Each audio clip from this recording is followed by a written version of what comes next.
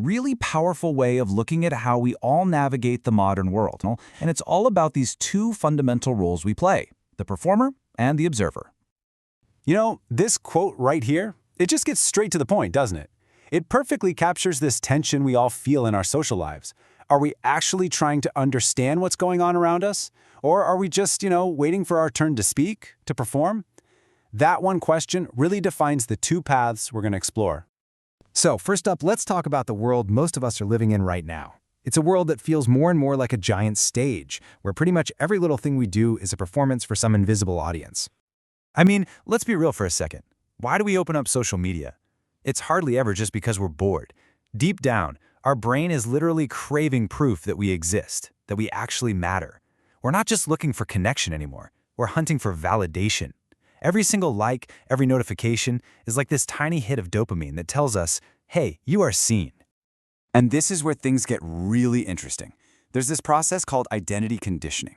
See, your brain is basically a pattern-matching machine. It's designed to figure out what works. Social media just hijacks that. It tracks what gets applause, what gets attention, and it slowly, piece by piece, starts building a version of you that performs well online. And that's why it stings so much when a post fails. It feels like your entire identity just got rejected. And the crazy part is, this doesn't just stay online, does it? We start wearing these masks out in the real world too. This constant need to perform creates this deep dependency on what other people think, and it turns our sense of self into this really fragile thing that we have to constantly prove to everybody else. So all of this immense pressure to be on all the time, it basically creates two very different psychological paths. It builds two core archetypes: the performer, who basically lives for the audience, and the observer, who exists for themselves.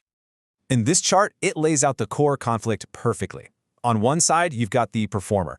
Their entire life, their mood, their energy, their self-worth, it's all shaped by how other people react. It's like they've outsourced their own happiness. But the observer? They operate from an internal locus of control. They draw their power not from the applause, but from their own quiet awareness. Now, performing can feel really good, right? It feels social, connected, but all that applause, it comes with a pretty steep hidden price. That constant need for an audience, it slowly but surely drains you. Okay, check this out. Here's a fascinating little fact from science.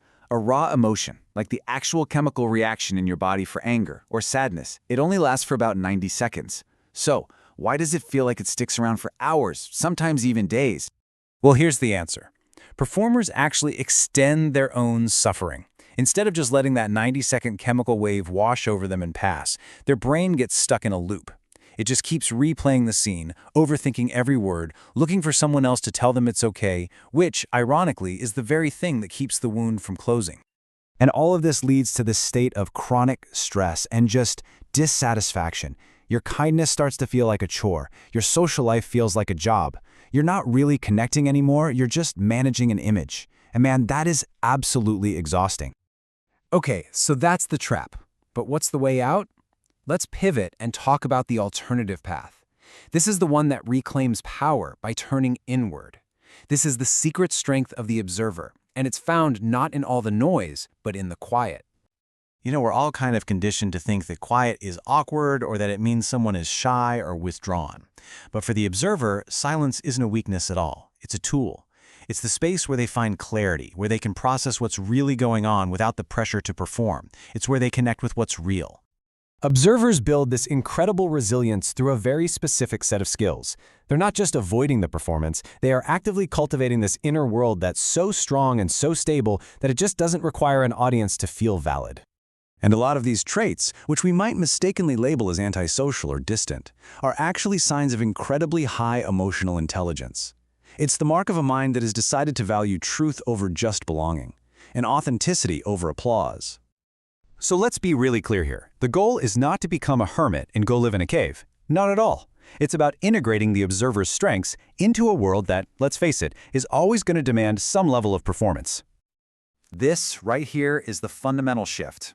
It's about consciously moving away from a life that's driven by the question, what will they think of me? And instead, start living by a much, much more powerful question. What do I know to be true? And this might be the most important takeaway of all. Real, lasting change doesn't come from just trying to force new behaviors. It comes from adopting a new identity. Your brain will always, always act in line with who you believe you are. So stop chasing the goal and start becoming the person. When it all comes down to it, the real goal isn't to be seen by everyone. It's to finally, truly see yourself clearly. And that's the huge difference between living for a round of applause and living a life of purpose. So which one are you choosing?